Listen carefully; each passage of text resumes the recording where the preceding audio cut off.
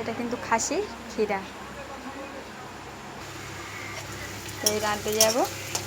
আজকের একটু তেজপাতা দিলাম, সব রান্নায় তো তেজপাতা দিই না, তো একটু শুকনো লঙ্কা তেজপাতা দিয়েছি, কারণ এটা খাসিরই ক্ষীরা, এটা তো একটু তেজপাতা তো দিতেই হবে। তো এতে কিন্তু আমার আদা রসুন পেশা থাকে বাটিতে, জানি, তো আমি কিন্তু দিয়ে দিয়েছি এতে আদা রসুনটা। পরিমাণে আমি হলুদ গুঁড়ো, লঙ্কার গুঁড়ো দেবো। তো দেখতে থাকি। তো দেখছেন এটা কিন্তু আমি কষাচ্ছি এখন।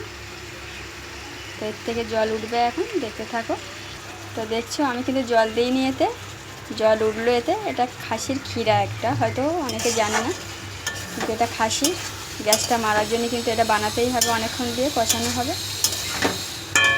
তো কেমন হলো জানাবেন। দেখছো ফুটছে তো। তো দেখো আমার কিন্তু পুরো কমপ্লিট। কার কেমন লাগলো জানাবেন কমেন্টে, একটু লাইক শেয়ার করে দেবেন আপনারা।